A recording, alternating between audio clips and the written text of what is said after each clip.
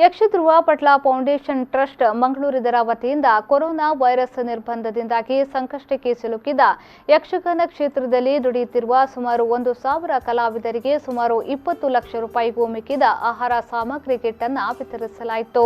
ದಕ್ಷಿಣ ಕನ್ನಡ, ಉಡುಪಿ, ಉತ್ತರ ಕನ್ನಡ, ಶಿವಮೊಗ್ಗ, ಕಾಸರಗೋಡು ಮೊದಲಾದ ಜಿಲ್ಲೆಗಳಲ್ಲಿರುವ ಅಗತ್ಯ ಇರುವ ಯಕ್ಷಗಾನ ಕಲಾವಿದರಿಗೆ ಆಯಾಯ ಪ್ರದೇಶಗಳಲ್ಲಿ ಇರುವ ಘಟಕಗಳ ಮೂಲಕ ಪಡಿತರ ಮತ್ತು ದಿನಸಿ ಕಿಟ್ಗಳನ್ನು ವಿತರಿಸಲಾಗಿದೆ ಎಂದು ಯಕ್ಷಧ್ರುವ ಪಟ್ಲ ಫೌಂಡೇಶನ್ ಟ್ರಸ್ಟ್ನ ಸ್ಥಾಪಕ ಅಧ್ಯಕ್ಷ ಪಟ್ಲ ಸತೀಶ್ ಶೆಟ್ಟಿ ತಿಳಿಸಿದ್ದಾರೆ. ಟ್ರಸ್ಟ್ನ ಕೋಶಾಧಿಕಾರಿ ಸಿಎಸ್ ಸುದೇಶ್ ಕುಮಾರ್ ರೈ, ಉಪಾಧ್ಯಕ್ಷ ಮೆನುರಾವ್, ಪ್ರಧಾನ ಕಾರ್ಯದರ್ಶಿ ಪುರುಷೋತ್ತಮ್ ಬಡ್ಡಾರಿ, ಜದ ಕಾರ್ಯದರ್ಶಿ ರಾಜೀವ್ ಪೂಜಾರಿ ಕೈಕಂಪ, ಉದಯ್ ಕುಮಾರ್ ಶೆಟ್ಟಿ ಕರೆಗಟ್ಟಿ, ಸಂಘಟನಾ ಕಾರ್ಯದರ್ಶಿ ನವನೀತ್ ಶೆಟ್ಟಿ ಕದ್ರೆ ಮತ್ತಿತರರು ಉಪಸ್ಥಿತರಿದ್ದರು.